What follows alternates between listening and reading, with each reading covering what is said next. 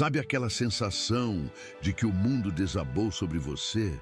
Foi exatamente isso que senti naquela manhã de quinta-feira em Florianópolis. O sol entrava pela janela do meu apartamento no centro, aquele mesmo sol que me acompanhou durante toda a vida, mas que naquele dia parecia zombar da minha ingenuidade. Meu nome é Bernardo Freitas, tenho 78 anos e nunca imaginei que após 4 décadas dedicadas ao Banco do Brasil, após criar minha filha sozinho desde que minha esposa partiu, eu seria tratado como um móvel velho que não combina mais com a decoração da casa. Estava em pé no meu quarto, arrumando as últimas peças de roupa na mala azul marinho que comprei especialmente para a viagem em família. Cada peça dobrada com o cuidado que aprendi com minha mãe ainda na infância em Blumenau. Bermudas leves para os dias quentes na Praia dos Ingleses, um chapéu novo que comprei na feira do centro, meus remédios para pressão organizados naquelas caixinhas separadas por dia da semana. Tudo meticulosamente arrumado para os 5 dias que passaríamos juntos no litoral norte da ilha. No criado mudo, a foto do aniversário de 15 anos da minha neta Júlia, tirada há 2 anos. Eu, Márcia, Eduardo e os 2 netos, todos sorridentes. Hoje percebo que os sinais estavam lá o tempo todo. O modo como Eduardo se afastava nas fotos, o olhar impaciente de Márcia quando eu demorava um pouco mais para entrar no carro, as conversas sussurradas que cessavam quando eu entrava na sala. Fechei a mala e sentei na beirada da cama para descansar um pouco. Minhas mãos, marcadas pelo tempo e pelo trabalho, tremiam levemente. Não de emoção pela viagem, mas de um pressentimento que crescia dentro de mim desde que Márcia ligou no dia anterior, confirmando que me buscariam às 9 da manhã. Passei os dedos pelos cabelos brancos, ajeitei os óculos e respirei fundo. A campainha tocou. Pelo interfone, a voz de Márcia soou estranhamente tensa. "Pai, estamos chegando. Esteja pronto."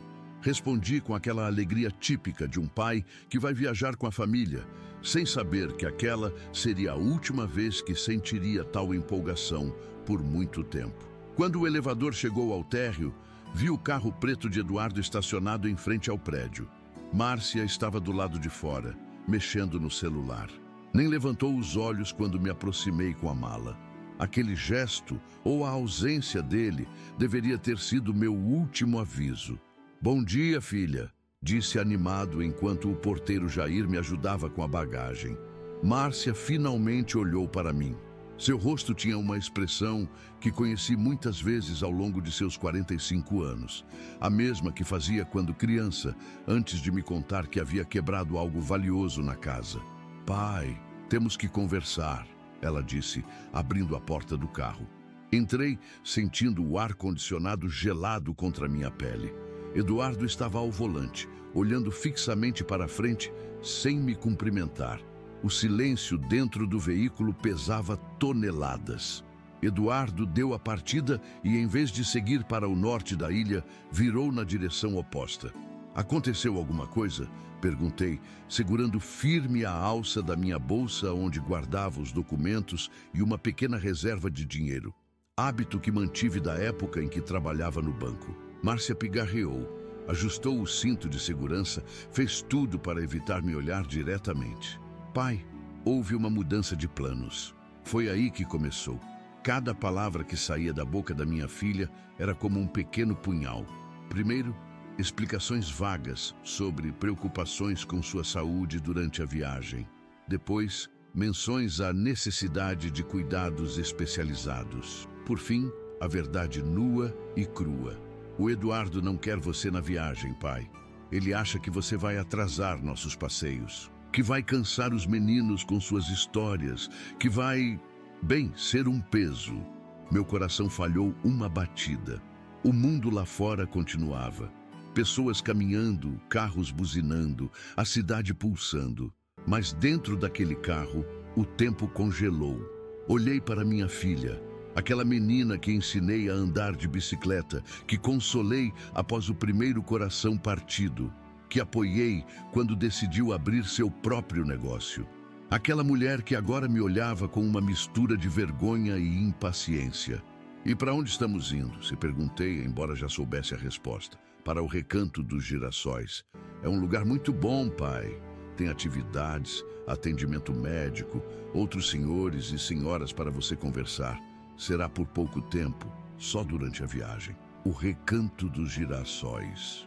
O asilo que visitamos 2 meses atrás, quando Márcia insistiu que seria bom conhecer opções para o futuro.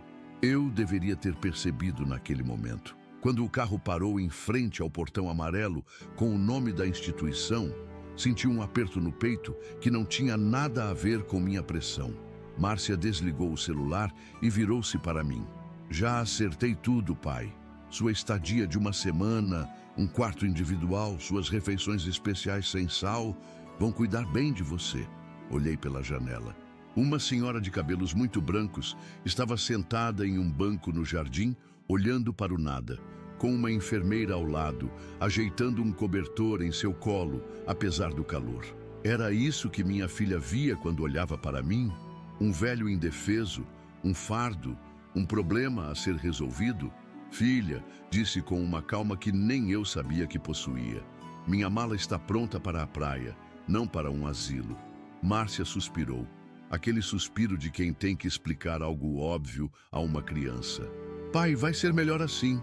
O Eduardo está estressado com o trabalho, as crianças estão na adolescência, complicadas. Precisamos desse tempo só para nós. Você vai entender. Foi nesse momento que algo dentro de mim mudou. Não foi raiva nem tristeza. Foi uma clareza cristalina. Anos de sacrifícios, de abrir mão dos meus sonhos pelos dela, de investir meu dinheiro em seus projetos, de ficar em segundo plano para que ela brilhasse. E era assim que terminaria, descartado como uma peça de roupa velha que não serve mais. Enquanto ela falava sobre como o Recanto dos Girassóis tinha um excelente programa de música às quintas-feiras, eu discretamente abri minha bolsa. Meus dedos encontraram o celular, aquele smartphone que Márcia insistiu que eu comprasse e que, para sua surpresa, aprendi a usar melhor do que ela imaginava. Tudo bem, filha? Disse, interrompendo seu monólogo sobre as virtudes do abandono filial. Vou descer e conhecer o lugar. A surpresa em seu rosto era evidente. Esperava lágrimas, súplicas, drama, não aquela aceitação tranquila. Desci do carro com dignidade, enquanto Eduardo abria o porta-malas para pegar minha mala. Quando ele se distraiu falando com a recepcionista que veio nos receber, rapidamente digitei uma mensagem para um número que havia memorizado há anos, justamente para uma emergência como esta. Roberta, é hora de executar o protocolo Dignidade. Senha 71241. De onde você está assistindo esse vídeo? Já passou por uma situação parecida ou conhece alguém que foi abandonado pela própria família? Você acredita que idosos são tratados com o respeito que merecem na nossa sociedade? Continue assistindo, porque o que aconteceu depois que aquele carro sumiu na esquina mudaria para sempre a vida da minha filha, do meu genro ambicioso e até mesmo a minha. Porque naquele momento, com o celular ainda na mão e o plano em andamento, eu não era mais apenas um idoso descartado. Era Bernardo Freitas, ex-gerente financeiro do Banco do Brasil, e estava prestes a mostrar que idade não é sinônimo de incompetência. O Recanto dos Girassóis tinha um nome bonito, mas a realidade era bem diferente do que sugeria. Enquanto caminhava pelo jardim frontal, notei como as plantas estavam mal cuidadas, algumas até murchas, como se o jardineiro tivesse desistido delas há muito tempo. Um simbolismo perfeito para o que acontecia ali dentro com as pessoas. A recepcionista, uma mulher de meia idade com um crachá onde se lia Teresa, me recebeu com um sorriso mecânico enquanto Márcia preenchia uma pilha de formulários. Sentei-me num banco de madeira gasta, observando o vai e vem de funcionários apressados e idosos, de passos lentos e olhares perdidos. É a primeira vez do seu pai aqui? Ouvi Teresa perguntar a Márcia, como se eu não estivesse presente, como se eu fosse incapaz de responder por mim mesmo. Sim, mas já visitamos antes. Ele vai ficar só por 1 semana enquanto viajamos. A entonação na palavra só me cortou como uma lâmina. Uma semana, apenas uma semana. Como se abandonar um pai em um asilo por 7 dias fosse algo insignificante, aceitável, normal. Uma senhora de cabelos grisalhos, presos em um coque, vestindo um uniforme azul claro, aproximou-se de mim com um sorriso gentil que, diferente do da recepcionista, parecia sincero. Seu crachá identificava Iracema Souza, cuidadora. O senhor deve ser o senhor Bernardo, ela disse, sentando-se ao meu lado. Sou Iracema, vou ajudá-lo a se acomodar. Prazer, Iracema. Pelo visto, vou precisar mesmo de ajuda, respondi, tentando manter a dignidade apesar da humilhação que sentia. Ela olhou para minha mala azul e depois para mim, com uma expressão que misturava compreensão e compaixão. Sua estadia é temporária, senhor Bernardo? Perguntou com um tom que sugeria que ela já sabia a resposta. Minha filha diz que sim. 1 semana, enquanto eles vão para a praia. Iracema assentiu levemente, seus olhos encontrando os meus com uma comunicação silenciosa. Ela tinha visto isso antes, muitas vezes. Sua filha escolheu um bom dia para trazê-lo. Hoje é quinta-feira, temos música à tarde, comentou, tentando aliviar o clima. Nesse momento, ouvi Márcia falando com Teresa. Os remédios estão todos na nécessaire.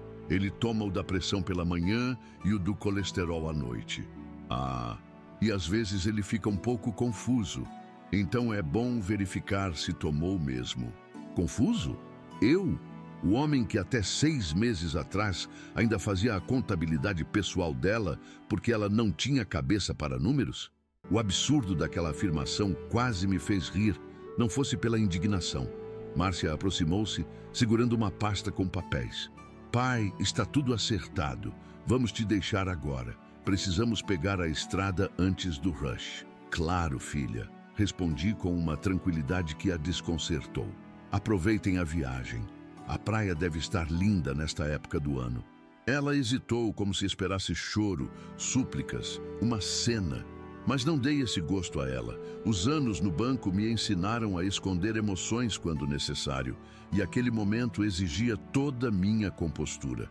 Eduardo permaneceu no carro, nem sequer teve a decência de se despedir. Márcia me deu um beijo rápido na testa, provavelmente o último por um bom tempo, e disse a frase que selaria seu destino. Não se preocupe com nada, pai. Eu cuido de tudo, dos seus cartões, das suas contas. Você só precisa descansar. Se ela soubesse que enquanto me deixava naquele lugar com minha mala destinada a uma praia que não veria, um plano meticulosamente elaborado começava a ser executado. Roberta, do Banco Meridional, já estaria em seu escritório, acessando sistemas que nem Márcia sabia que existiam. Em poucas horas, os cartões que minha filha mencionou com tanta desenvoltura não valeriam o plástico com que foram feitos. Observei o carro se afastando, levantando poeira no caminho de saída.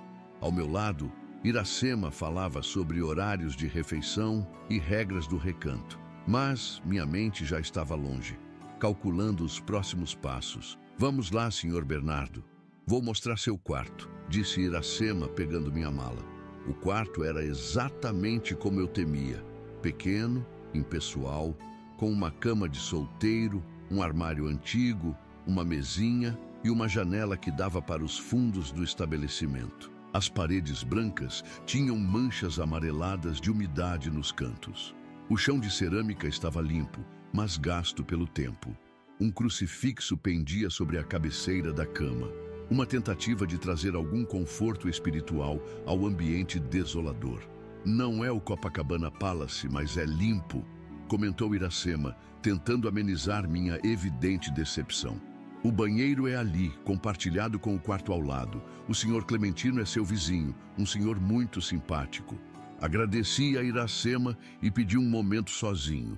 Assim que ela saiu, sentei na cama, que rangeu sob meu peso, e finalmente permiti que as lágrimas viessem. Não eram lágrimas de autocomiseração ou desespero, eram de uma fúria fria, calculada, que foi amadurecendo ao longo dos anos cada vez que Márcia demonstrava sinais de sua crescente ingratidão. Chorei por exatos 5 minutos. Depois, sequei o rosto, respirei fundo e abri minha mala. Em meio às roupas de praia, toalhas e o chapéu novo, estava um tablet que Márcia não sabia que eu possuía. Um presente de Mateus, meu neto, no Natal passado. Para o senhor acompanhar as notícias, vô, ele disse. Mal sabia ele que eu usaria para muito mais. Liguei o dispositivo e acessei meu e-mail pessoal, aquele que Márcia desconhecia. Ali estavam todas as informações que precisava. Extratos bancários, relatórios de investimentos, documentos societários. A verdade que minha filha nunca imaginou é que seu velho pai confuso nunca deixou de ser o estrategista financeiro que foi durante toda a sua carreira. A história que Márcia e Eduardo conheciam era simples. Eu era um aposentado do Banco do Brasil que vivia de sua pensão, complementada por algumas economias. O que eles não sabiam é que quando minha esposa faleceu, deixando um seguro de vida considerável, não coloquei tudo em poupança como eles pensavam. Investi em ações promissoras, comprei participações em empresas emergentes e, mais importante, tornei-me secretamente sócio majoritário da empresa que Márcia acreditava ser só dela. A Freitas Empreendimentos Imobiliários começou com um empréstimo que fiz a Márcia há 12 anos. Ela estava recém-casada com Eduardo, cheia de sonhos, e queria entrar no mercado imobiliário que crescia em Florianópolis. Como pai, claro que a apoiei, mas como banqueiro experiente, exigi participação societária. Márcia assinou os papéis sem ler direito, confiando que seu pai jamais a prejudicaria. E eu nunca a prejudiquei. Apenas mantive o controle que me era de direito. Com os anos, à medida que o negócio crescia, criei uma estrutura de empresas que detinham as ações da companhia. Márcia pensava que era a dona de 90% do negócio, mas na realidade, controlava apenas 20%. O restante estava nas mãos de empresas registradas em meu nome ou de confiança de Roberta. Minha filha nunca desconfiou, porque nunca interferi em suas decisões, nunca pedi prestação de contas, nunca me comportei como sócio, apenas como o pai orgulhoso. A única condição que impus foi que parte dos lucros fosse destinada a uma fundação de apoio a idosos carentes. Irônico, não? Mas nos últimos 2 anos, notei discrepâncias nos relatórios financeiros. A fundação recebia cada vez menos, enquanto Márcia e Eduardo ostentavam cada vez mais. Uma casa de veraneio em Jurerê Internacional, um carro importado novo a cada ano, joias caríssimas, viagens internacionais. Comecei a suspeitar que minha filha estava desviando dinheiro. Contratei discretamente um auditor, um ex-colega do banco que devia favores a mim. O que descobrimos foi pior do que imaginei. Além de desviar recursos da fundação, Márcia e Eduardo estavam envolvidos em um esquema de sonegação fiscal, usando laranjas para comprar e vender imóveis supervalorizados. Estavam construindo sua riqueza às custas, não apenas da minha confiança, mas da lei. Por meses, debati-me entre o amor de pai e o senso de justiça. Reuni provas, documentos, gravações. Criei o que chamei de Protocolo Dignidade, um plano detalhado do que fazer caso Márcia cruzasse uma linha que eu esperava, em meu coração paterno, que ela jamais cruzaria. Aquela linha era me descartar como um objeto sem utilidade. Batidas na porta interromperam meus pensamentos. Era um senhor alto e magro, de pele enrugada pelo sol e cabelos brancos bem aparados. Usava uma camisa florida, bermuda caque e chinelos de couro. Com licença, sou Clementino Peixoto, seu vizinho de quarto. Dona Iracema pediu para ver se o senhor precisa de alguma coisa. Convidei-o a entrar. Algo em seus olhos vivos e perspicazes me dizia que ele não era o típico idoso resignado. Bernardo Freitas. Apresentei-me estendendo a mão. Sei quem é o senhor. O pessoal da recepção sempre comenta quando chega alguém novo. Dizem que o senhor veio para uma estadia temporária. O modo como enfatizou as últimas palavras deixava claro o que pensava sobre isso. É o que minha filha disse. Uma semana, enquanto viajam para a praia. Clementino assentiu, como se entendesse perfeitamente. Deixe-me adivinhar. Filho ou filha te trouxe dizendo que seria temporário, mas você desconfia que a intenção é permanente. Confirmei com um aceno, surpreso com sua perspicácia. Acontece mais do que você imagina. Ele continuou, sentando-se na cadeira perto da janela. Eu mesmo fui trazido por minha filha há 3 anos para uma estadia temporária enquanto ela reformava meu quarto. A reforma aparentemente nunca terminou. Havia uma resignação em sua voz que me partiu o coração. Era esse o destino que Márcia planejava para mim?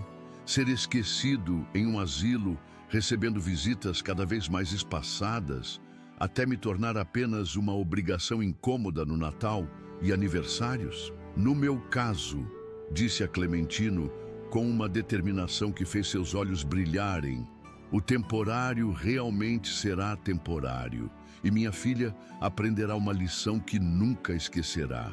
A curiosidade do meu novo amigo estava evidente, mas ele foi discreto o suficiente para não perguntar detalhes. Ofereceu-se apenas para me mostrar as instalações do Recanto dos Girassóis, o que aceitei prontamente. Conhecer o território sempre foi fundamental em qualquer estratégia. O almoço foi servido às 11h30 em ponto.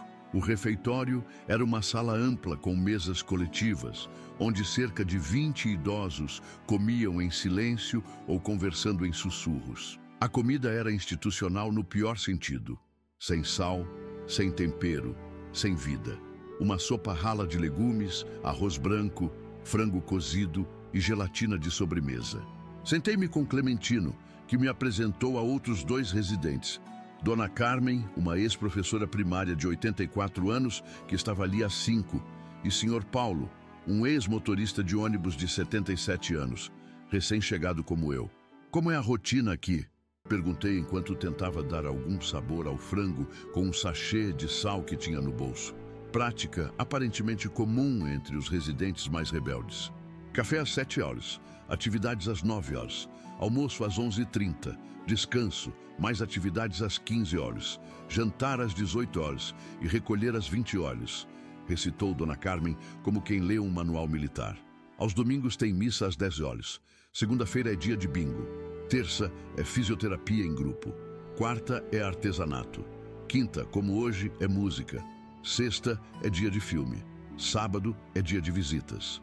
Se vier alguém te visitar, completou o Sr. Paulo com amargura. Enquanto comíamos, observei atentamente o ambiente. Os funcionários, embora não fossem cruéis, tratavam os idosos com uma indiferença que beirava o desrespeito. Falavam alto demais, como se todos fossem surdos. Apressavam quem comia devagar. Ignoravam pedidos de repetição ou troca de alimentos. Não era abuso explícito, mas uma negligência sutil, cotidiana, que corroía a dignidade aos poucos. O diretor do recanto, Dr. Evandro Meirelles, passou brevemente pelo refeitório.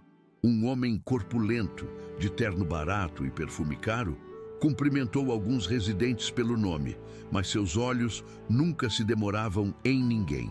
Soube depois, por Clementino, que ele raramente aparecia, exceto quando novos hóspedes chegavam ou quando havia alguma inspeção.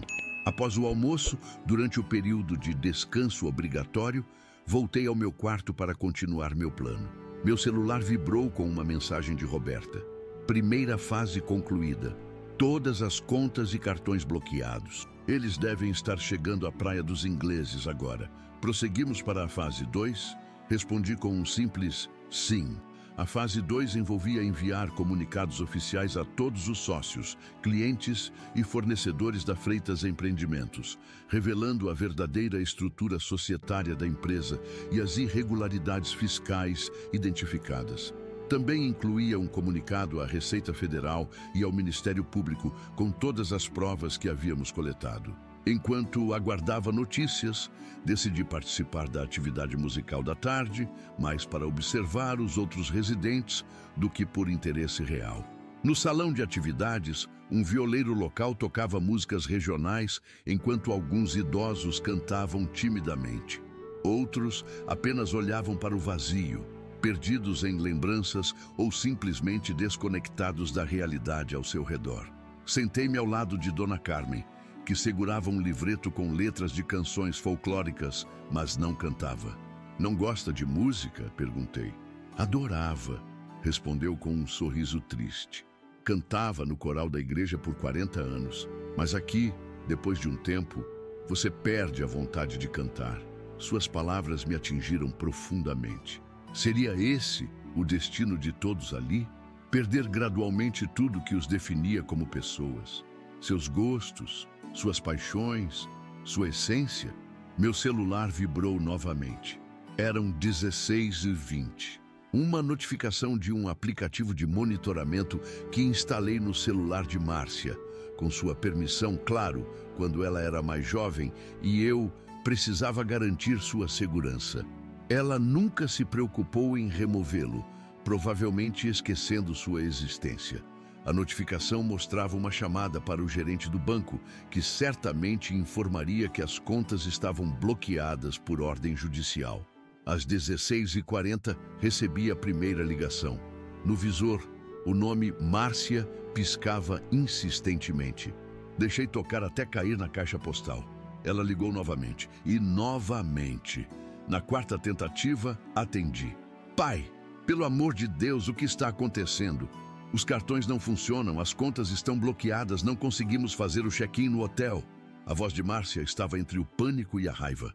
Ao fundo, podia ouvir Eduardo gritando e os adolescentes reclamando. "Estou no asilo onde você me deixou há algumas horas. Lembra?" Respondi com uma calma que a desestabilizou ainda mais. "O que você tem a ver com isso?" "O banco disse que foi uma ordem judicial." "Que história é essa?" "Não fiz nada que você não tenha feito primeiro, filha." Respondi sentindo uma estranha paz interior. "Apenas tomei de volta o que sempre foi meu." "Do que você está falando? Você enlouqueceu? Onde estão meus filhos? Júlia e Mateus não atendem o celular?" "Eles estão comigo." Ouvi uma voz masculina dizer. Era o doutor Nelson Queiroz, meu advogado e amigo de longa data, que havia ido buscar meus netos na escola conforme combinamos. Ele havia colocado o telefone no viva-voz. "Nelson, o que você está fazendo com meus filhos?" A voz de Márcia agora era puro pânico. "Eles estão bem, Márcia", respondeu Nelson com sua voz calma de advogado experiente. "Estão em meu escritório, tomando um chocolate quente e tentando processar o fato de que a mãe deles abandonou o avô em um asilo para ir à praia. Uma lição e tanto sobre valores familiares, não acha?" "Isso é sequestro! Vou chamar a polícia!" gritou Eduardo ao fundo.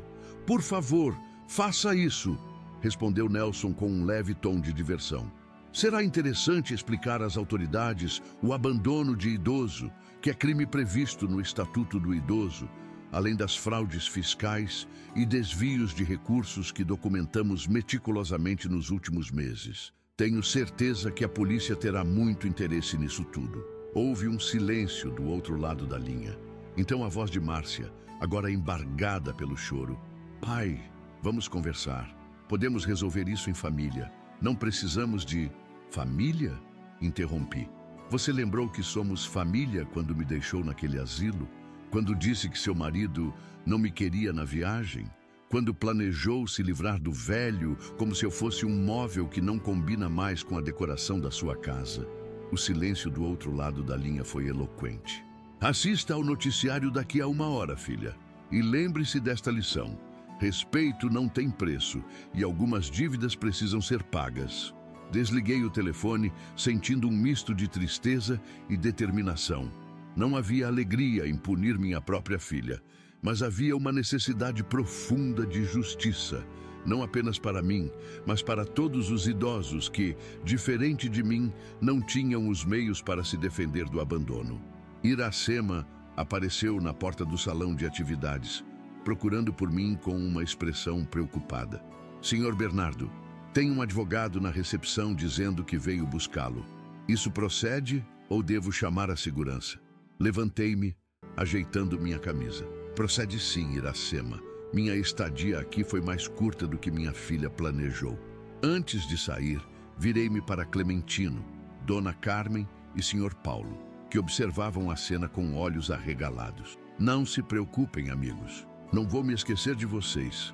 Na verdade, tenho planos para este lugar, grandes planos. Caminhei pelo corredor do Recanto dos Girassóis pela última vez, passando por idosos que me olhavam com uma mistura de curiosidade e inveja.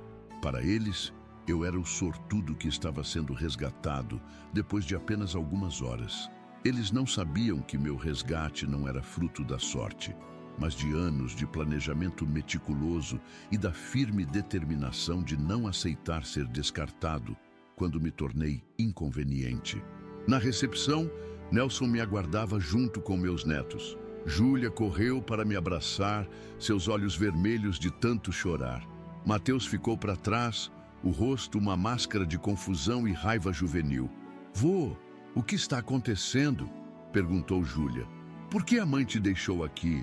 Por que estamos com o Dr. Nelson?" "É uma longa história, querida", respondi, abraçando-a com força. "E está apenas começando." Saímos do Recanto dos Girassóis para a luz dourada do final de tarde. No estacionamento, uma repórter do Diário Catarinense e um cinegrafista nos aguardavam. Nelson havia cumprido sua parte no plano, alertando a imprensa sobre o escândalo que estava prestes a estourar. Empresária abandona pai idoso em asilo e descobre que ele é o verdadeiro dono de seu império imobiliário. Olhei para a câmera que agora me filmava e senti uma estranha calma. O plano que cultivei durante anos finalmente estava chegando ao seu momento decisivo. A vingança, dizem, é um prato que se come frio, e o meu estava perfeitamente temperado após anos de sacrifícios, subestimação e, finalmente, abandono. Márcia aprenderia da maneira mais dura que algumas escolhas têm consequências que nenhum dinheiro pode apagar. E eu, Bernardo Freitas, aos 78 anos, estava apenas começando minha vida novamente. A sede do Diário Catarinense fervilhava de atividade quando chegamos. Nelson havia articulado tudo perfeitamente, garantindo que a repórter Daniela Campos nos esperasse com uma sala reservada para a entrevista. Enquanto caminhávamos pelos corredores do jornal, sentia os olhares curiosos dos jornalistas. Não era todo dia que um senhor de 78 anos, acompanhado de um advogado renomado e 2 adolescentes, entrava ali para dar uma entrevista exclusiva. Júlia e Mateus permaneciam em silêncio, ainda processando os eventos daquela tarde caótica. Apertei levemente o ombro de Mateus, que se mantinha distante, claramente dividido entre a lealdade aos pais e o amor pelo avô. "Você tem certeza disso, vô?" ele perguntou finalmente, sua voz traindo a tensão que sentia. "Não podemos só resolver isso em família?" "Essa foi minha primeira opção por muitos anos, Mateus", respondi, sentindo o peso de cada palavra. "Mas algumas pessoas só aprendem quando as consequências de seus atos se tornam públicas." A sala de entrevista era pequena, mas confortável, com uma mesa redonda e água mineral disponível. Daniela Campos, uma mulher de feições marcantes e olhar perspicaz, nos recebeu com profissionalismo. "Senhor Freitas, agradeço por ter escolhido o Diário Catarinense para contar sua história", ela disse, enquanto um técnico ajustava o equipamento de gravação. "O doutor Nelson mencionou que o senhor foi abandonado hoje em um asilo por sua filha e que há um desdobramento financeiro significativo nesta história. Poderia nos contar mais detalhes?" Olhei para meus netos, preocupado com o impacto que aquela exposição poderia ter sobre eles. Nelson percebeu minha hesitação. "Talvez os jovens devessem aguardar na sala ao lado", sugeriu. "Não", Mateus interrompeu, surpreendendo a todos. "Queremos ouvir. Temos o direito de saber a verdade sobre nossa família." Júlia assentiu, secando uma lágrima teimosa. Respirei fundo e comecei a contar minha história a Daniela, começando não pelo abandono daquela manhã, mas pelo início de tudo. Como construí minha carreira no Banco do Brasil, Como criei Márcia sozinho após a morte de minha esposa, como investi secretamente nas empresas que ajudei minha filha a fundar. A Freitas Empreendimentos não começou com Márcia, expliquei, enquanto Daniela tomava notas furiosamente.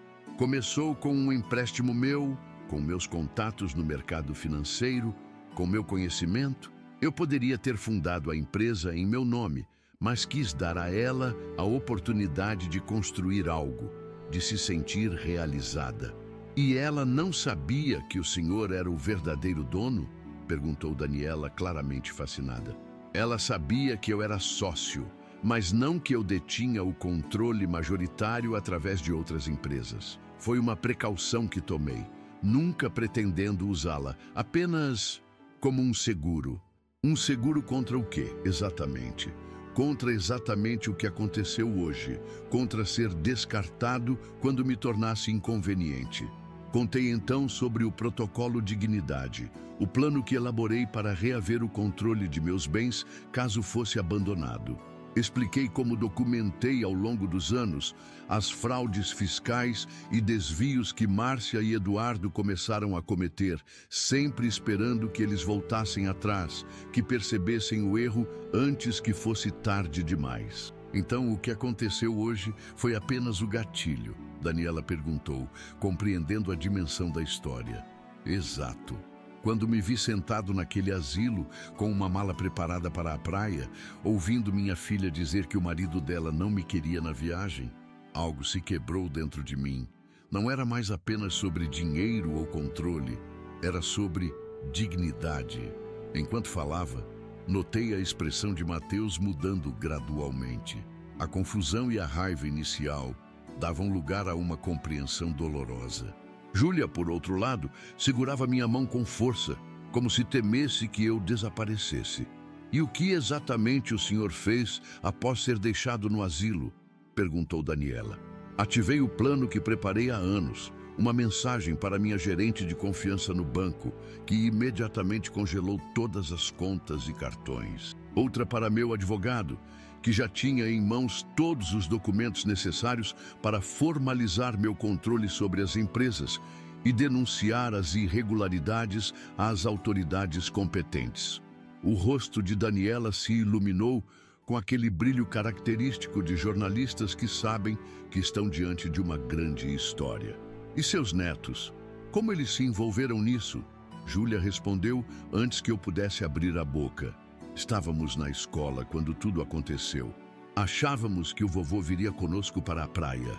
Quando o Dr. Nelson apareceu, dizendo que precisava nos levar para seu escritório, não entendemos nada. Lá, ele nos contou o que a mãe e o pai tinham feito. Foi como se o mundo virasse de cabeça para baixo, completou Mateus, sua voz rouca de emoção contida.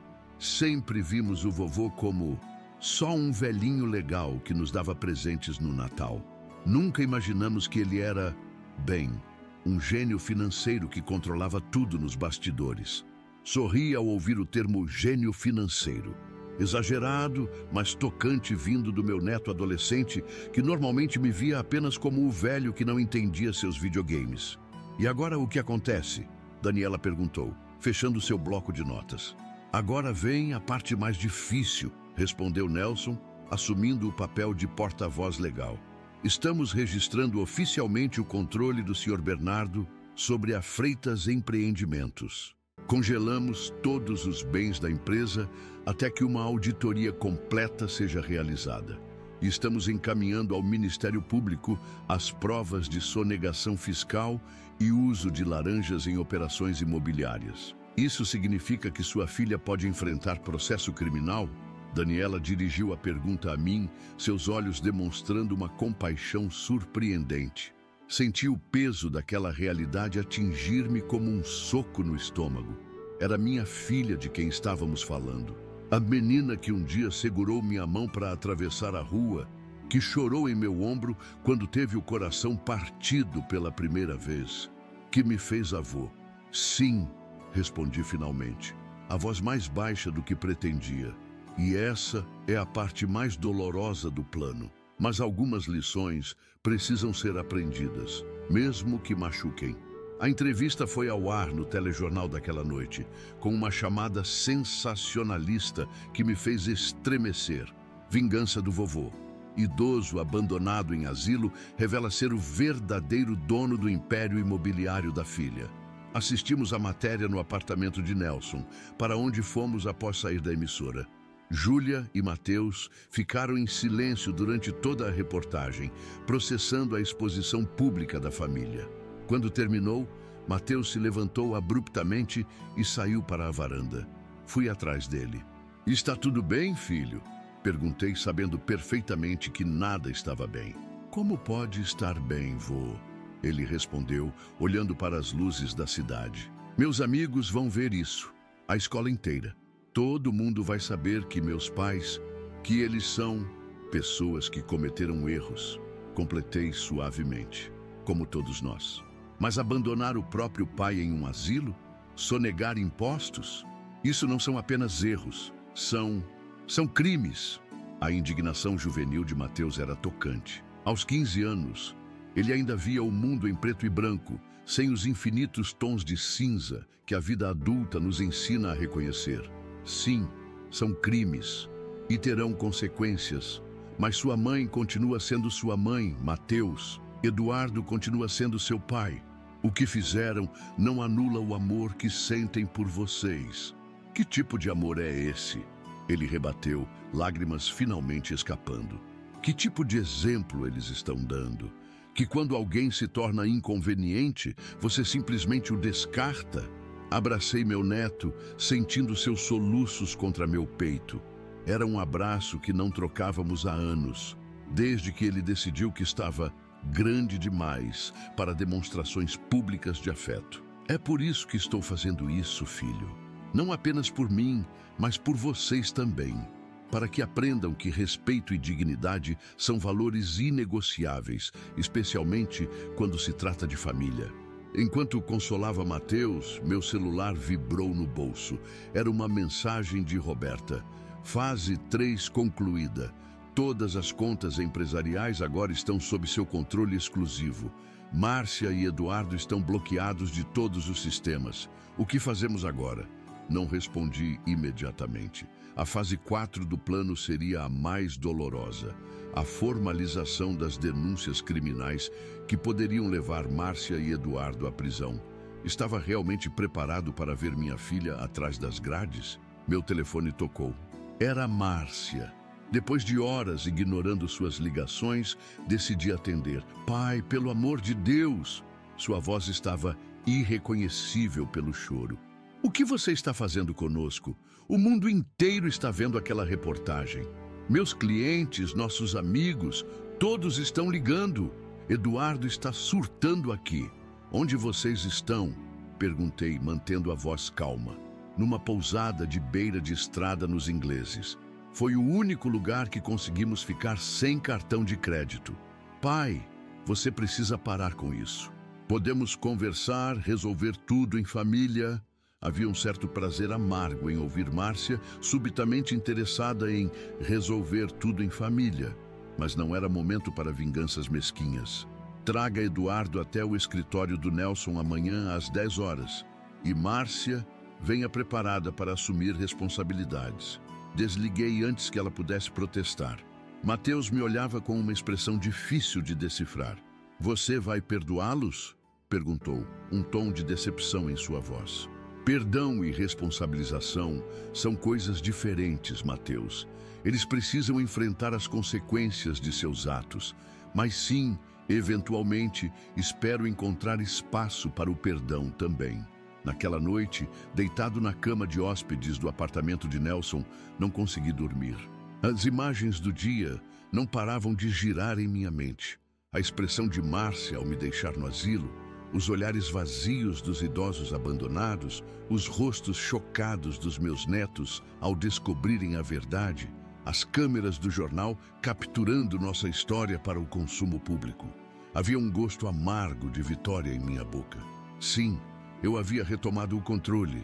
Sim, Márcia e Eduardo estavam provando do próprio veneno. Mas a que custo? O escândalo afetaria meus netos para sempre. A relação com minha filha, já fragilizada, poderia estar irremediavelmente danificada. E quanto aos outros idosos do Recanto dos Girassóis? O que minha vingança pessoal faria por eles? Na manhã seguinte, antes da reunião marcada com Márcia e Eduardo, pedi a Nelson que fizesse uma ligação.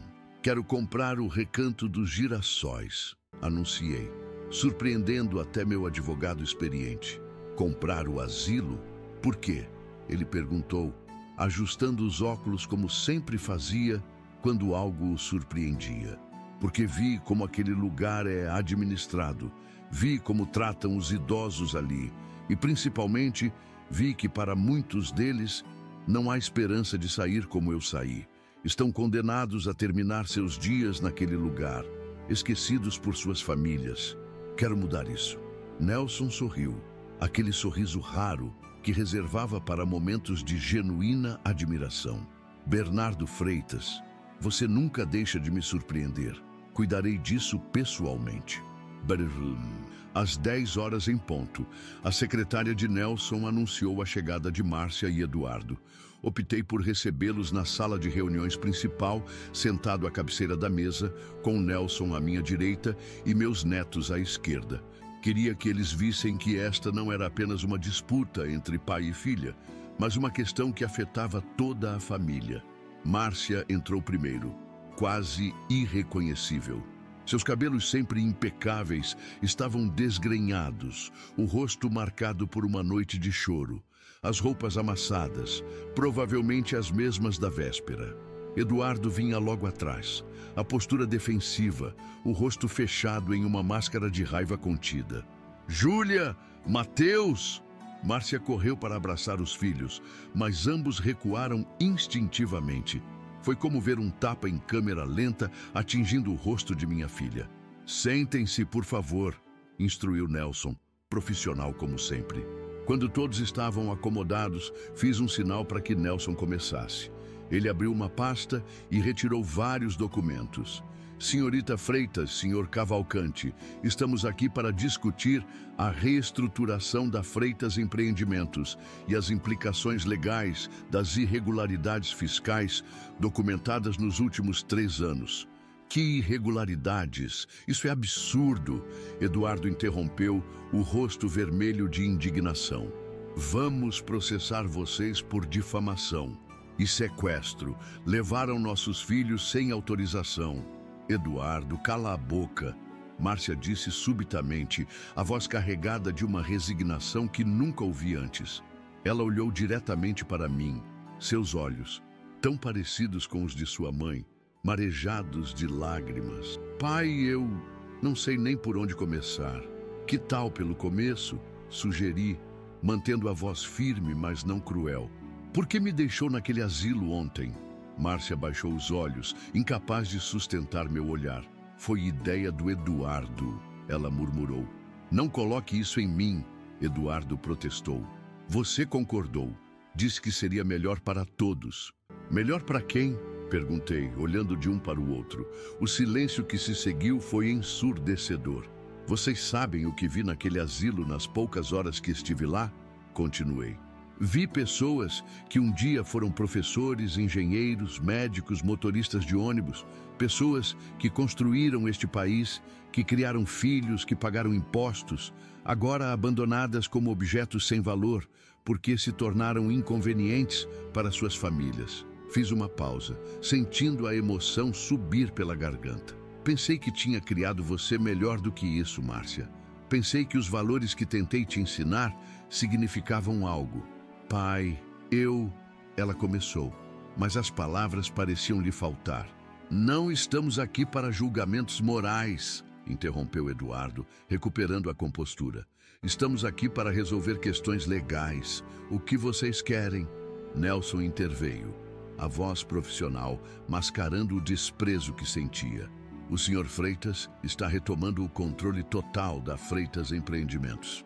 Vocês dois serão afastados de qualquer posição administrativa ou executiva. Quanto às fraudes fiscais e uso de laranjas em operações imobiliárias, temos 2 opções. Formalizar as denúncias ao Ministério Público, o que provavelmente resultará em processos criminais, ou Perguntou Márcia, agarrando-se àquela pequena palavra como a um salva-vidas. Ou vocês podem colaborar integralmente, respondi eu.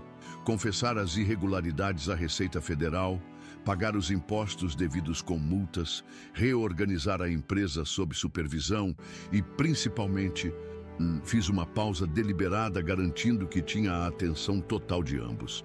E, principalmente, dedicar 30% do seu tempo nos próximos 5 anos trabalhando na nova Fundação Dignidade na Terceira Idade, que estou criando para melhorar as condições de asilos, como o Recanto dos Girassóis, e defender os direitos dos idosos. Eduardo riu, um som seco e incrédulo. Isso é ridículo. Quer que viremos babás de velhos? Eduardo, Márcia o repreendeu, parecendo finalmente compreender a gravidade da situação. Pai, aceitamos sua proposta. Faremos o que for preciso para consertar isso. Fale por você. Eduardo se levantou, batendo as mãos na mesa. Não vou me humilhar assim. Prefiro enfrentar um processo. Então você enfrentará sozinho, disse Márcia, uma determinação renovada em sua voz. Porque eu não vou permitir que meus filhos vejam os pais sendo presos. E não vou continuar cometendo o mesmo erro, machucando meu pai por orgulho ou ganância. O olhar de surpresa no rosto de Eduardo foi quase cômico.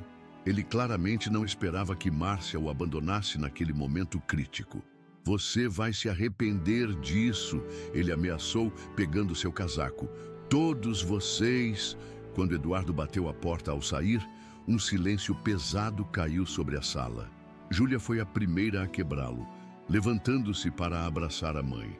Mateus permaneceu sentado, ainda processando tudo.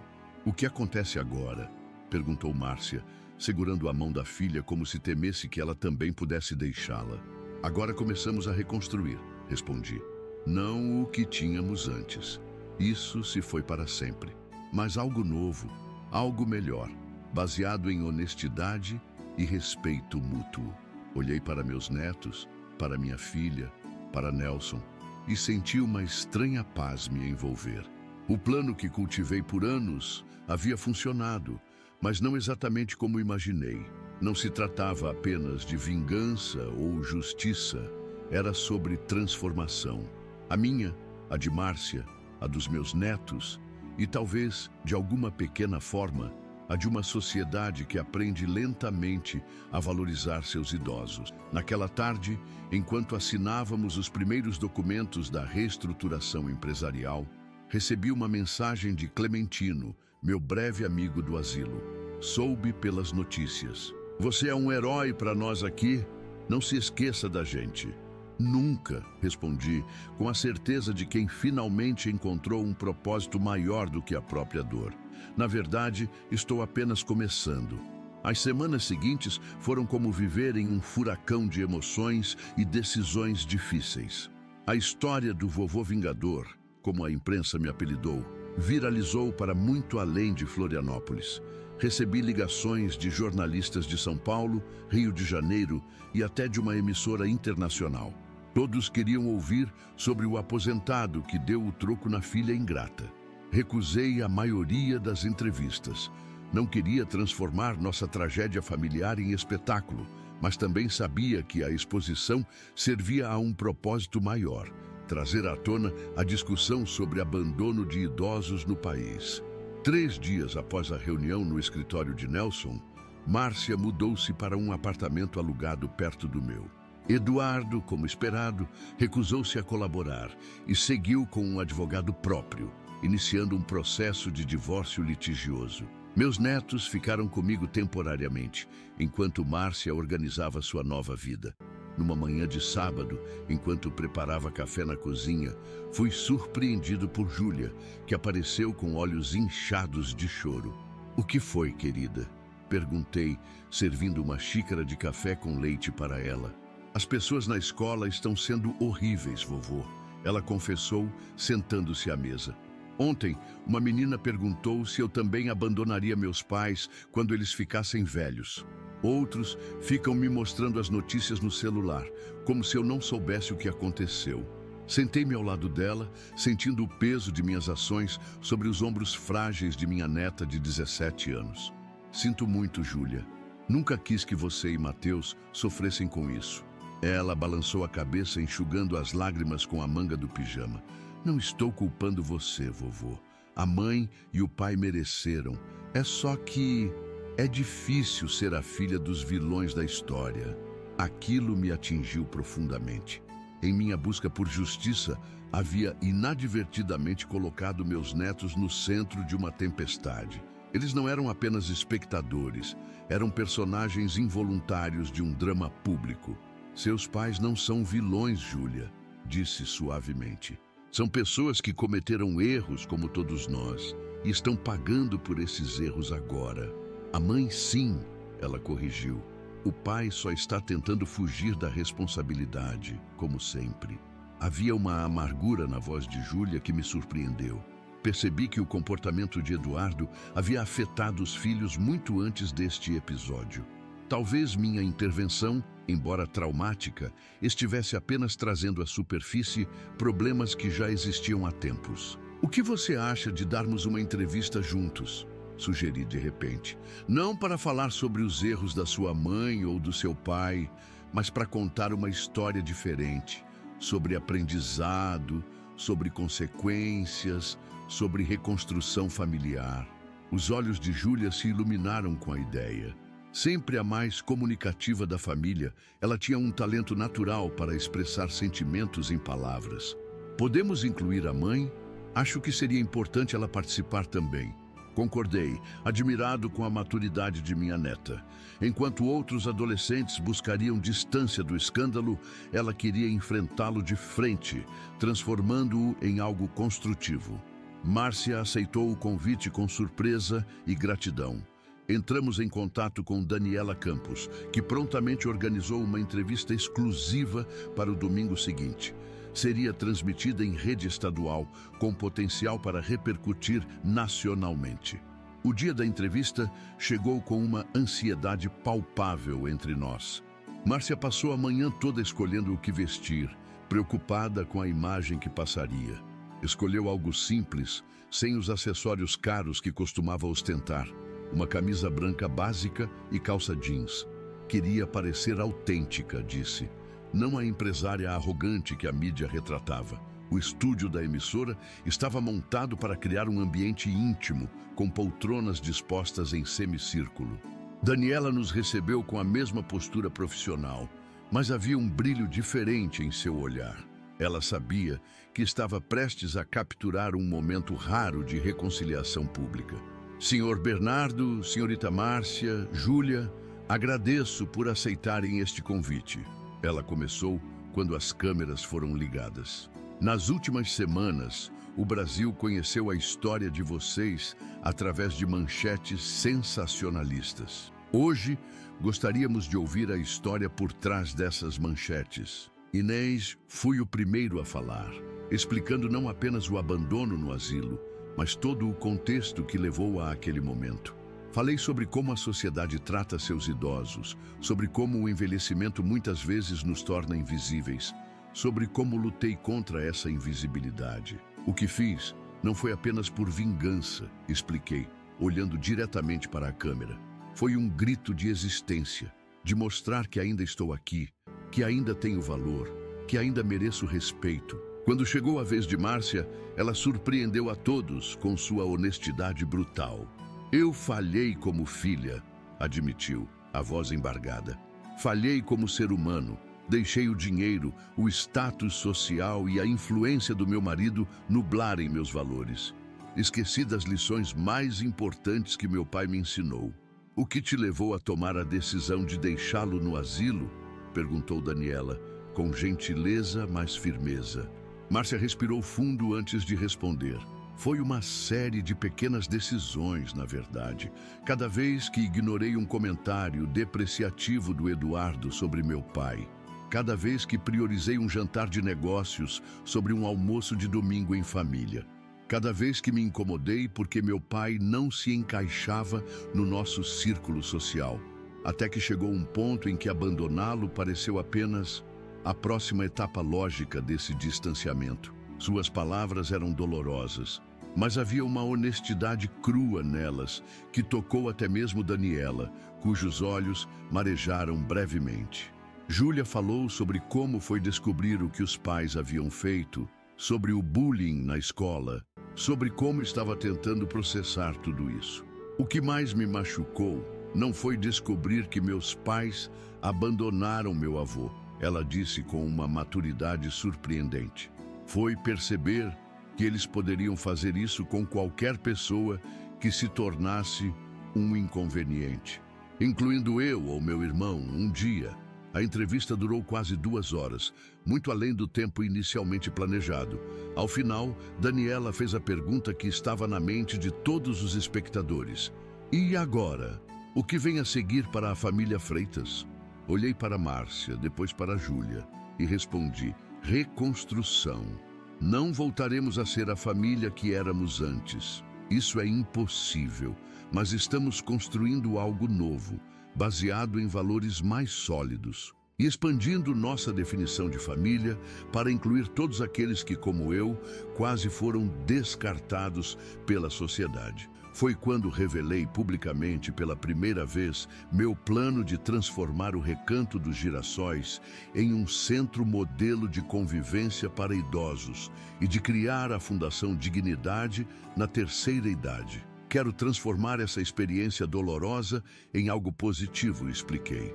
Usar os recursos que acumulei durante a vida para garantir que outros idosos não passem pelo que passei. Ou pior, pelo que muitos continuam passando sem ter os meios para reagir como eu tive. A repercussão da entrevista foi imediata e avassaladora. Nas redes sociais, a hashtag Dignidade na Velhice tornou-se trending topic nacional. Recebi centenas de mensagens de idosos compartilhando suas próprias histórias de abandono e maus tratos. Advogados ofereceram serviços pro bono para a fundação. Empresários propuseram parcerias. Estudantes de serviço social, psicologia e direito se voluntariaram. Mas a reação mais surpreendente veio de Eduardo. 2 dias após a entrevista, ele apareceu no meu apartamento sem aviso prévio. Mateus atendeu a porta e quase a fechou na cara do pai, mas intervinha a tempo. Deixe-o entrar, Mateus. Vamos ouvir o que ele tem a dizer. Eduardo estava visivelmente abatido. O terno impecável e a postura arrogante haviam dado lugar a uma aparência descuidada e uma atitude quase submissa. Sentou-se na ponta do sofá, como se temesse ocupar muito espaço. Vi a entrevista. Ele começou, olhando para o chão. Vocês estavam impressionantes, honestos. O que você quer, Eduardo? Perguntei diretamente, sem hostilidade, mas sem rodeios. Quero me desculpar, ele disse, levantando os olhos pela primeira vez. E quero me oferecer para ajudar na fundação. A surpresa deve ter sido evidente em meu rosto, porque ele rapidamente acrescentou: não estou pedindo para voltar para a empresa ou para a família. Sei que algumas pontes foram queimadas definitivamente, mas vi o impacto que a entrevista teve, vi o movimento que vocês começaram e quero fazer parte disso. Preciso fazer parte disso. Olhei para Mateus, que observava o pai com uma mistura de desconfiança e esperança. Meu neto havia se mantido mais distante que Júlia durante todo o processo, profundamente magoado pela traição do pai que sempre idolatrou. Por quê? Mateus perguntou subitamente. Por que agora? É só porque eles estão recebendo atenção positiva? A pergunta direta fez Eduardo se encolher visivelmente. Mereço isso, ele admitiu. Mereço sua desconfiança. Mas a verdade é que depois que saí batendo a porta daquele escritório, depois que contratei um advogado caro para me defender, depois que iniciei o divórcio, percebi que estava completamente sozinho. Ninguém ficou do meu lado, nem sócios, nem amigos, nem família. Ele fez uma pausa, parecendo escolher as palavras cuidadosamente. Percebi que estava me tornando exatamente o tipo de pessoa que sempre desprezei. Alguém que só se importa consigo mesmo, que usa os outros como degraus. E quando vi a entrevista, quando vi Márcia admitindo seus erros com tanta coragem, senti vergonha. Uma vergonha profunda que nunca tinha sentido antes. O silêncio que se seguiu foi pesado. Parte de mim queria rejeitar suas desculpas, mandá-lo embora, proteger minha família recém-reconstruída de sua influência. Mas outra parte reconhecia algo genuíno em seu arrependimento. Não posso falar por Márcia ou pelas crianças, disse finalmente. Mas quanto à fundação, talvez haja um lugar para você, não em posição de liderança ou visibilidade, mas nos bastidores, começando do zero, provando seu comprometimento dia após dia.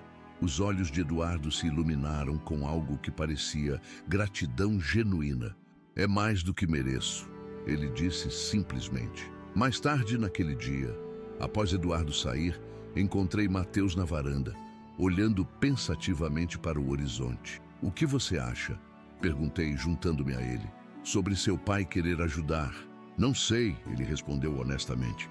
Uma parte de mim quer acreditar que ele está sendo sincero. Outra parte lembra de todas as vezes que ele prometeu mudar e não mudou. É justo, concordei. A confiança, uma vez quebrada, leva tempo para ser reconstruída. Se é que pode ser totalmente reconstruída. Você acha que devemos dar uma chance a ele? Acho que devemos dar uma chance a nós mesmos, respondi. Uma chance de ver se somos capazes de perdoar sem esquecer, de seguir em frente sem apagar o passado. Mateus assentiu lentamente, processando minhas palavras. Vovô, posso te perguntar uma coisa? Ele disse após um momento de silêncio. Você planejou tudo isso desde o início?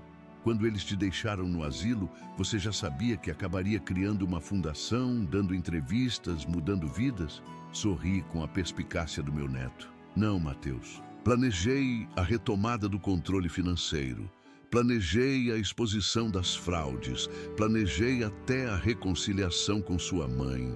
Mas o que está acontecendo agora, isso é algo maior do que eu poderia ter imaginado. É como se aquele momento terrível no asilo tivesse aberto uma porta para um propósito que eu não sabia que tinha. Como se o pior dia da sua vida tivesse se transformado no começo de algo importante. Ele resumiu com uma sabedoria além de seus 15 anos. Exatamente. Nas semanas seguintes, mergulhamos de cabeça na criação da Fundação Dignidade na terceira idade. Nelson cuidou de toda a parte legal, garantindo que a estrutura fosse transparente e eficiente. Compramos o Recanto dos Girassóis, para espanto do Dr. Evandro Meirelles, que não acreditou quando recebeu a proposta. O senhor quer comprar o asilo? Mas por quê?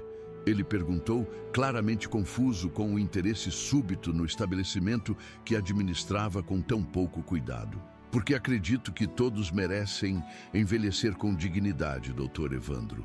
Mesmo aqueles que foram abandonados por suas famílias. A negociação foi rápida. O preço estava acima do valor de mercado. Mas cada dia que aquele lugar continuava sob a administração negligente de Evandro era um dia a mais de sofrimento para seus residentes. No dia em que assumimos oficialmente o controle, fiz questão de ir pessoalmente dar a notícia aos idosos. Encontrei Clementino no jardim, jogando damas sozinho. Parece que você cumpriu sua promessa, ele comentou com um sorriso quando me viu. Disse que não nos esqueceria e não esqueceu. Como poderia? Respondi sentando-me à sua frente. Vocês são a razão de tudo isso. Expliquei as mudanças que viriam. Reforma completa da estrutura física, contratação de mais funcionários e melhor qualificados, implementação de programas de atividades diversificadas, assistência médica e psicológica permanente e, principalmente, uma filosofia totalmente nova. Não será mais um lugar onde as famílias deixam seus idosos para esquecer, expliquei. Será um lugar de encontro, de troca de experiências, de aprendizado mútuo entre gerações. Ambicioso, comentou Clementino, movendo uma peça no tabuleiro. Mas se tem alguém que pode fazer isso é você, Bernardo Vingador. Ri do apelido, que ele usava com óbvia admiração. Não sou um vingador, Clementino. Sou apenas um velho teimoso que se recusou a desaparecer silenciosamente. E é exatamente disso que precisamos, ele respondeu, seus olhos brilhando com uma esperança renovada, de velhos teimosos que se recusam a desaparecer. A primeira ação concreta da Fundação foi organizar uma audiência pública na Câmara Municipal de Florianópolis para discutir políticas para a terceira idade.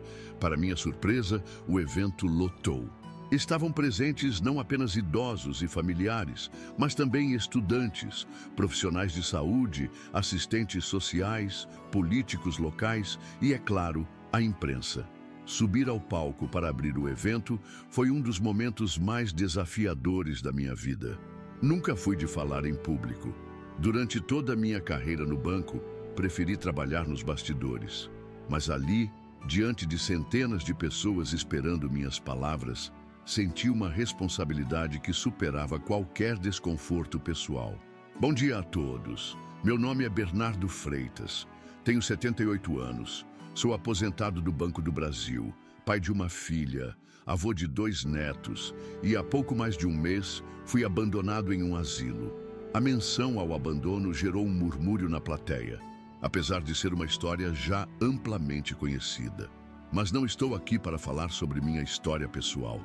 Estou aqui para falar sobre as histórias que não chegam aos jornais. Sobre os milhares de idosos que, diferente de mim, não têm recursos financeiros ou conhecimento jurídico para se defender, que não têm a oportunidade de transformar seu abandono em um movimento por mudança.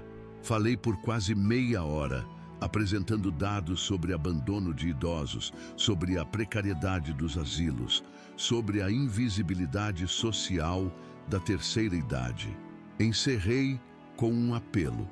Não estamos pedindo privilégios. Estamos pedindo o básico: respeito, dignidade e o reconhecimento de que uma sociedade que descarta seus idosos é uma sociedade que perdeu sua alma. A ovação que se seguiu foi ensurdecedora. Pessoas se levantaram, aplaudiram, algumas choravam abertamente. Entre elas, vi Márcia, na primeira fila, com lágrimas escorrendo livremente pelo rosto. Ao lado dela, Júlia e Mateus aplaudiam com orgulho evidente. E algumas fileiras atrás, Eduardo observava tudo com uma expressão que misturava admiração e arrependimento profundo. Naquele momento, sob os aplausos de uma plateia que via em mim não apenas um idoso abandonado, mas um símbolo de resistência e esperança, compreendi completamente o poder transformador daquela manhã de quinta-feira em que minha filha me deixou no Recanto dos Girassóis. O que começou como uma tragédia pessoal havia se transformado em um movimento capaz de mudar vidas. Quando desci do palco, fui imediatamente cercado por pessoas querendo compartilhar suas histórias, oferecer ajuda, fazer perguntas. Entre elas, uma senhora de idade avançada segurava minha mão com força surpreendente. "Obrigada", ela disse simplesmente, os olhos marejados, "por falar por todos nós." E foi naquele exato momento, olhando nos olhos daquela desconhecida que se sentia representada por mim, que soube com certeza absoluta: o pior dia da minha vida havia se transformado no começo de algo muito maior do que eu jamais poderia ter imaginado. Algo que, com sorte, continuaria muito depois que eu não estivesse mais aqui. Porque, no final das contas, a verdadeira vingança contra o abandono não era a retaliação financeira ou a exposição pública. Era a recusa em desaparecer. Era transformar dor em propósito. Era mostrar que, aos 78 anos, eu não estava no fim da minha história. Estava apenas começando um novo e importante capítulo. 6 meses se passaram desde aquela audiência pública na Câmara Municipal. O outono chegou a Florianópolis, pintando as árvores de vermelho e dourado, trazendo consigo ventos de mudança que iam muito além da simples troca de estações. O Recanto dos Girassóis era agora irreconhecível, não apenas na estrutura física, mas principalmente na atmosfera que pulsava dentro de suas paredes. Caminhei pelos corredores recém-reformados, observando as mudanças que implementamos. Paredes em tons quentes substituíram o branco hospitalar. Janelas amplas permitiam a entrada generosa de luz natural. Obras de arte produzidas pelos próprios residentes decoravam os espaços comuns. Mas a maior transformação estava nos rostos que encontrava pelo caminho. Onde antes havia olhares vazios, agora havia sorrisos, conversas animadas, uma vivacidade que parecia impossível naquele primeiro dia em que fui abandonado ali. Senhor Bernardo, temos uma situação, disse Iracema, agora coordenadora geral do centro, aproximando-se com uma pasta em mãos. A lista de espera chegou a 78 pessoas e não temos mais vagas disponíveis. Era um problema que nunca imaginei enfrentar. O asilo que antes lutava para manter suas poucas vagas preenchidas, agora tinha uma fila de espera que crescia semanalmente. Isso só confirma o que já sabíamos, respondi enquanto caminhávamos juntos em direção à sala de atividades. A demanda por locais dignos para a terceira idade é imensa. Precisamos expandir.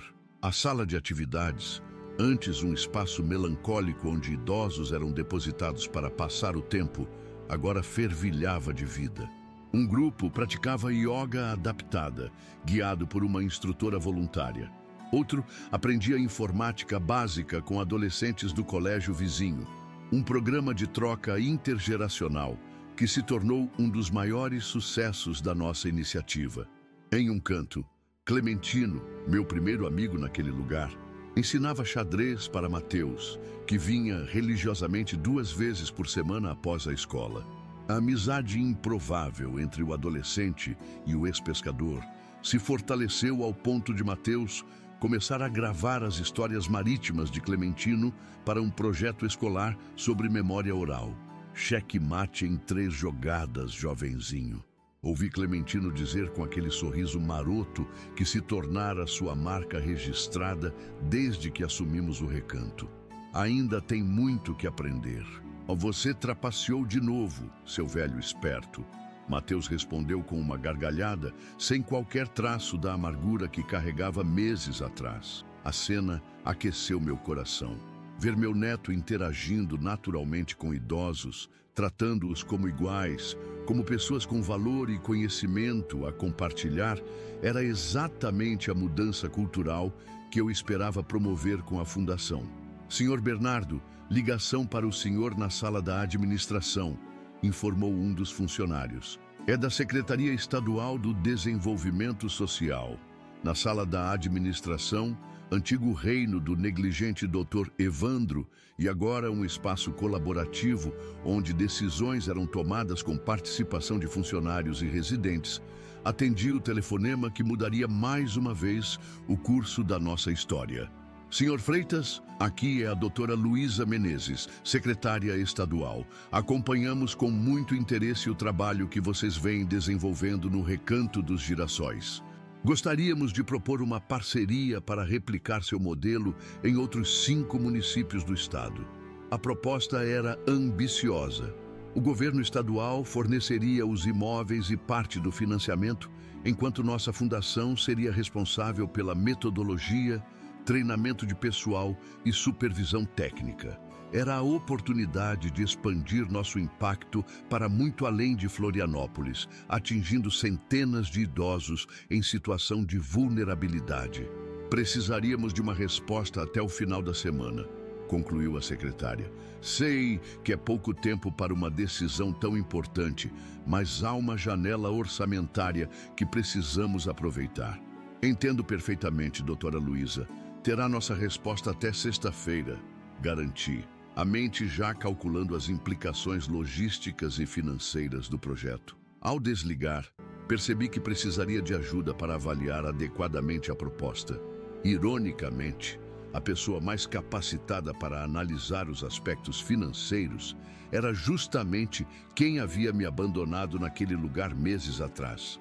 Márcia, minha filha, havia cumprido sua parte no acordo.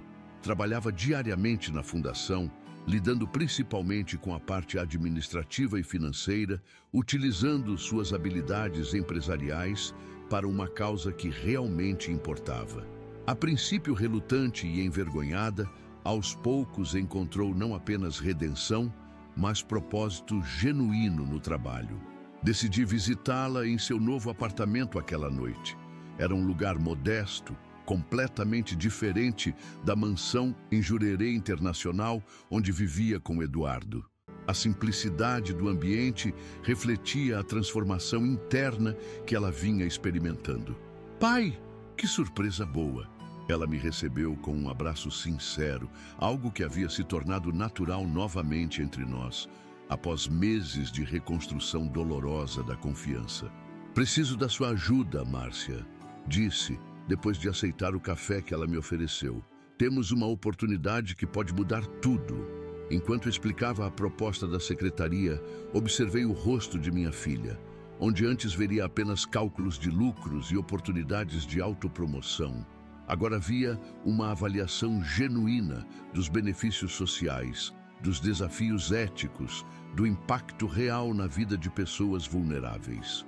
É ambicioso, pai, ela comentou, fazendo anotações enquanto falávamos. Precisaríamos expandir nossa equipe, criar protocolos claros, sistemas de supervisão, mas é absolutamente viável e necessário. Você assumiria a coordenação desse projeto de expansão, propus, observando atentamente sua reação. Márcia parou de escrever, o lápis suspenso sobre o papel. Por um momento vi hesitação em seus olhos. Tenho capacidade técnica para isso, ela disse finalmente. Mas não sei se tenho credibilidade moral. Não depois de tudo. Sua honestidade me comoveu. A Márcia, de 6 meses atrás, jamais admitiria uma fragilidade, jamais questionaria sua própria idoneidade para uma posição de liderança. A credibilidade se reconstrói com ações, não com palavras, respondi. E suas ações nos últimos meses falam por si. Além disso, que mensagem mais poderosa poderíamos enviar do que colocar você, que um dia abandonou seu pai em um asilo, como líder de um projeto que busca transformar a realidade de idosos abandonados? Ela sorriu, um sorriso triste, mas esperançoso. Uma história de redenção completa. Exatamente. Não apagamos o passado, Márcia. Nós o transformamos em combustível para um futuro melhor. Na manhã seguinte, convoquei uma reunião extraordinária do Conselho da Fundação. Além de mim, Nelson e Márcia, ele incluía Iracema, Clementino e 2 outros especialistas em gerontologia que havíamos recrutado. Para minha surpresa, Eduardo pediu para participar. Nos últimos meses, meu ex-genro vinha trabalhando nos bastidores da fundação, como combinado. Inicialmente desajeitado e deslocado, aos poucos encontrou seu lugar, ajudando com questões imobiliárias, sua área de expertise. Mantinha distância respeitosa de Márcia, que ainda estava processando o divórcio, mas mostrava um comprometimento genuíno com a causa. Agradeço a presença de todos com tão pouco aviso prévio. Comecei, explicando detalhadamente a proposta da Secretaria Estadual. Precisamos decidir se temos capacidade e vontade de assumir um desafio desta magnitude. O debate foi intenso. Iracema expressou preocupações sobre manter a qualidade do atendimento em múltiplas unidades. Clementino questionou se conseguiríamos replicar a alma do recanto em outros lugares. Os especialistas discutiram aspectos técnicos e metodológicos. Surpreendentemente, foi Eduardo quem apresentou a análise mais completa dos desafios logísticos e financeiros. Se me permitem, ele disse, projetando uma planilha detalhada que havia preparado durante a noite. Analisei os números e é perfeitamente viável, desde que mantenhamos o controle rigoroso sobre os processos e estabeleçamos indicadores claros de qualidade. O silêncio que se seguiu à sua apresentação era eloquente. Todos ali conheciam sua história, sabiam de seu papel no meu abandono. Vê-lo agora, utilizando suas habilidades para viabilizar a expansão de um projeto nascido justamente daquele ato de crueldade, era um testamento ao poder da transformação humana. Obrigado, Eduardo disse sinceramente. Sua análise é fundamental para nossa decisão. Nossos olhares se cruzaram brevemente e vi nele algo que nunca tinha visto antes: humildade genuína. Não a submissão temerosa dos primeiros dias após o escândalo, mas um reconhecimento maduro de seus erros e um desejo sincero de compensá-los. A decisão do conselho foi unânime. Aceitaríamos a proposta, com Márcia liderando o projeto de expansão e Eduardo coordenando os aspectos logísticos e financeiros. Ao final da reunião, quando todos já haviam saído, Márcia e Eduardo permaneceram na sala, um silêncio desconfortável pairando entre eles. Era a primeira vez que precisariam trabalhar diretamente juntos desde o divórcio. "Isso vai funcionar?" perguntei, olhando de um para o outro. "Vocês conseguem colaborar profissionalmente?" "Por mim, sim", respondeu Eduardo, a voz baixa, mas firme. "Meus sentimentos pessoais não interferirão no trabalho." "Somos adultos", acrescentou Márcia, "e isso é maior que nós dois." Saí da sala deixando-os para uma conversa necessária e caminhei até o jardim, onde encontrei Júlia lendo para um grupo de idosas. Minha neta, sempre sensível às artes, havia iniciado um clube de literatura no Recanto. Outra ponte intergeracional que florescia inesperadamente. E foi assim que descobri que o valor de uma vida não está nas posses acumuladas, mas nas histórias compartilhadas. Ela lia, sua voz melodiosa dando vida às palavras no papel. Sentei-me discretamente no fundo do grupo, observando o rosto das ouvintes.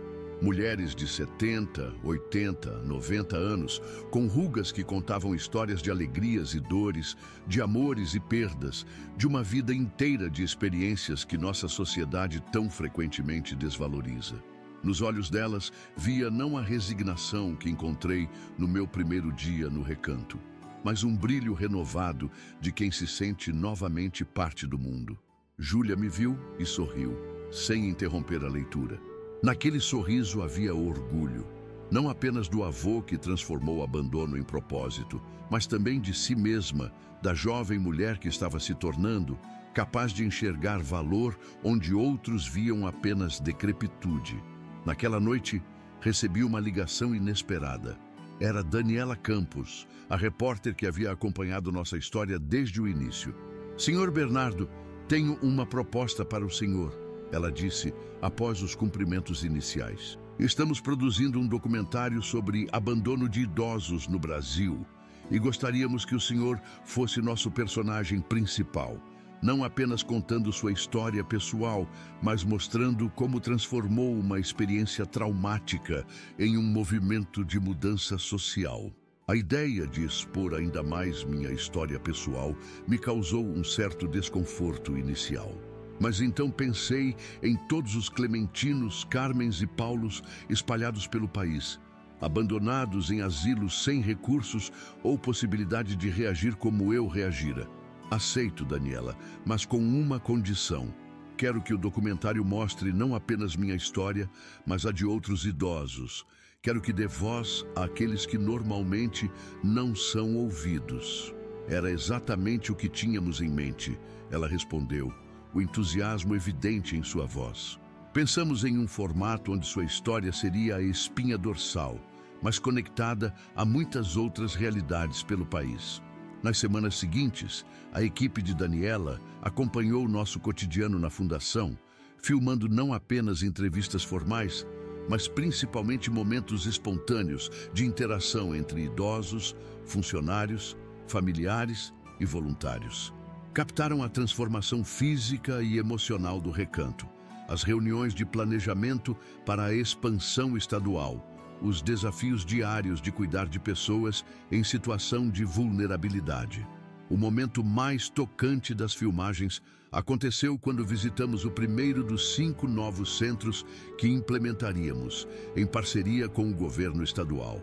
Era um antigo hotel abandonado em Blumenau, minha cidade natal, que seria completamente reformado para se tornar um centro de convivência para idosos. Enquanto caminhávamos pelo prédio vazio, planejando as adaptações necessárias, Márcia se aproximou de mim, longe das câmeras. "Pai, preciso te perguntar algo", ela disse a voz baixa e hesitante. "Você realmente me perdoou? De verdade?" A pergunta me pegou desprevenido. Nos últimos meses, havíamos reconstruído nossa relação através de ações concretas, sem necessariamente nomear o processo de cura que acontecia silenciosamente entre nós. Perdão é uma jornada, não um destino, respondi após um momento de reflexão. Cada dia que trabalho ao seu lado, vendo seu comprometimento, sua mudança genuína, dou mais um passo nessa jornada. Não posso dizer que já cheguei ao fim do caminho, mas estou mais perto do que jamais imaginei que estaria 6 meses atrás. Ela assentiu, absorvendo minhas palavras. Sabe o que é mais difícil? Continuou, os olhos marejados. Não é o seu perdão, é me perdoar. Olhar para este lugar, imaginar os idosos que ajudaremos aqui e lembrar que eu fui capaz de abandonar meu próprio pai. Como posso reconciliar estas duas versões de mim mesma? Coloquei a mão em seu ombro, sentindo a fragilidade por baixo da postura profissional que ela mantinha. Integrando-as, filha, não negando o que fez, mas reconhecendo que aquele ato terrível te levou a um despertar que, de outra forma, talvez nunca tivesse acontecido, transformando a culpa em combustível para a reparação. Uma lágrima escorreu pelo rosto de Márcia, mas ela a enxugou rapidamente quando Daniela se aproximou com a câmera. Estamos prontos para a entrevista no local, Sr. Bernardo, a repórter anunciou. Diante das câmeras, falei sobre os planos para o novo centro, sobre como cada espaço seria planejado para promover autonomia, socialização e bem-estar. Falei sobre a visão de criar ambientes onde envelhecer não fosse uma sentença de isolamento, mas uma fase de novas descobertas e conexões. Sr. Bernardo, Daniela perguntou, concluindo a entrevista, se pudesse voltar no tempo, mudaria alguma coisa naquela manhã em que foi deixado no recanto dos girassóis? A pergunta provocou um silêncio reflexivo em toda a equipe. Era a grande questão, afinal.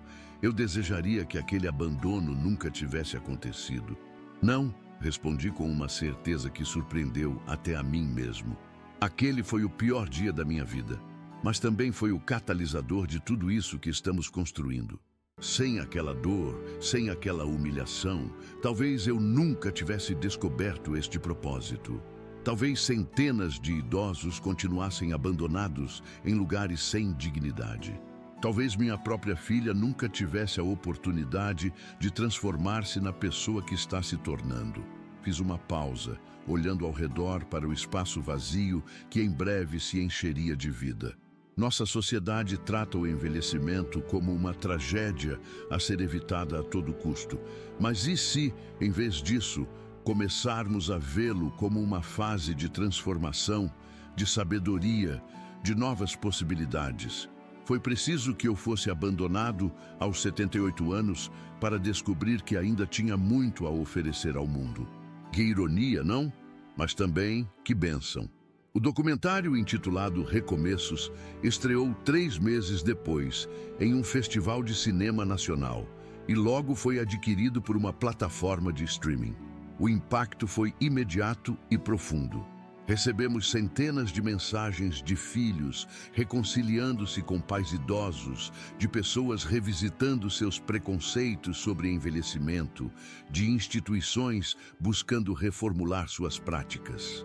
Mais importante ainda, a exposição nacional do nosso trabalho atraiu apoio financeiro e político, que possibilitou expandir a iniciativa para além de Santa Catarina.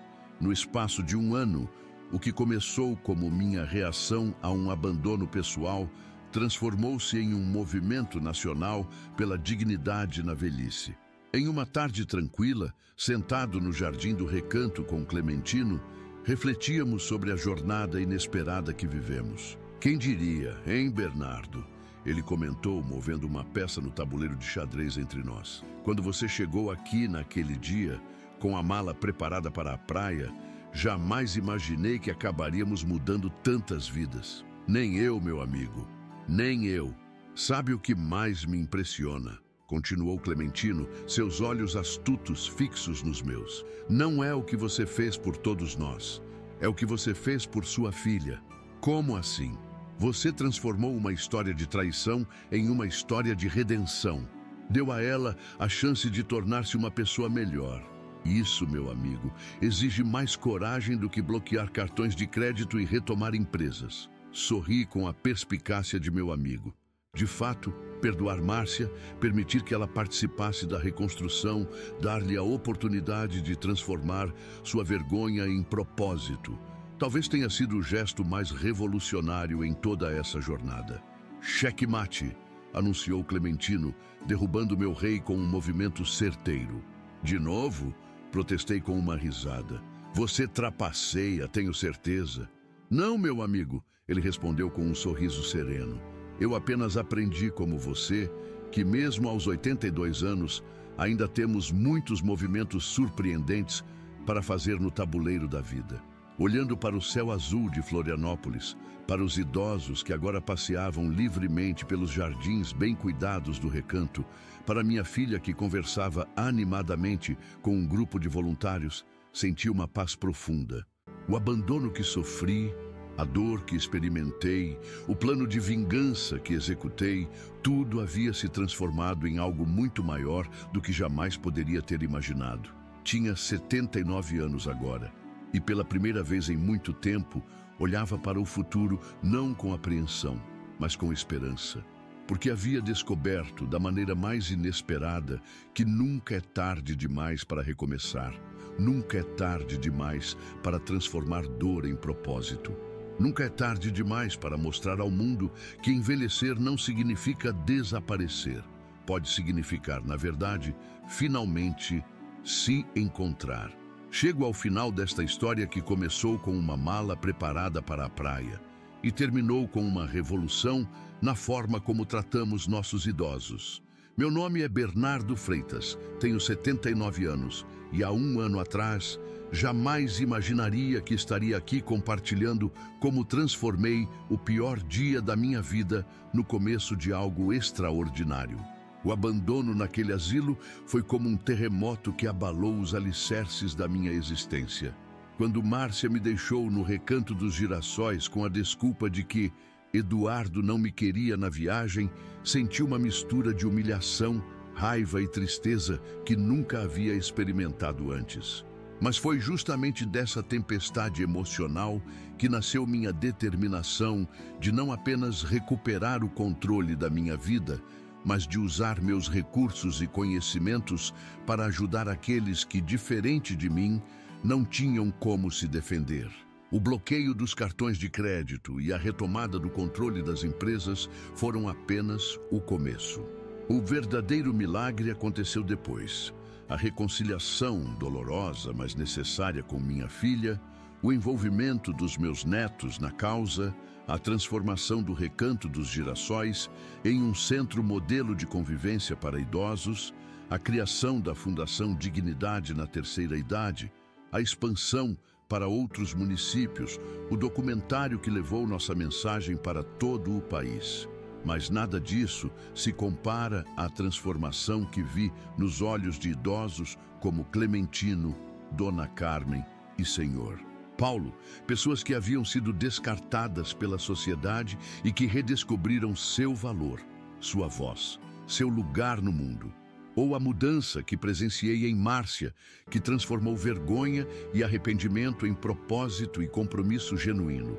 Ou ao crescimento de Júlia e Mateus, que aprenderam uma lição sobre respeito e dignidade que carregarão para o resto de suas vidas. Hoje, quando caminho pelos corredores do Recanto, quando visito os novos centros que ajudamos a criar, quando recebo mensagens de pessoas que mudaram sua relação com pais e avós após assistirem nosso documentário, sinto uma gratidão profunda por aquela manhã terrível, porque foi preciso tocar o fundo do poço para descobrir que ainda havia muito a construir, muito a oferecer, muito a viver. Esta história que compartilhei com vocês no canal Meu Avô Falou não é apenas sobre vingança ou justiça.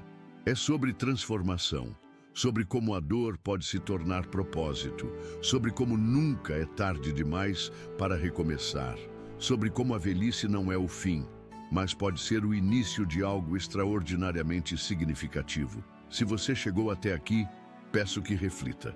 Como você trata os idosos em sua vida? Como imagina seu próprio envelhecimento? Que mundo estamos construindo para quando todos nós, se tivermos sorte, chegarmos à terceira idade? Ajude a espalhar esta mensagem. Inscreva-se no canal Meu Avô Falou, onde compartilhamos diariamente histórias de idosos que, como eu, recusaram-se a desaparecer silenciosamente. Deixe seu like neste vídeo para que ele alcance mais pessoas. Seus comentários são fundamentais. Conte-nos o que achou desta história. Se conhece situações semelhantes, o que faria no meu lugar? Esse retorno nos ajuda a entender quais histórias realmente tocam vocês. Confira também os outros vídeos do canal.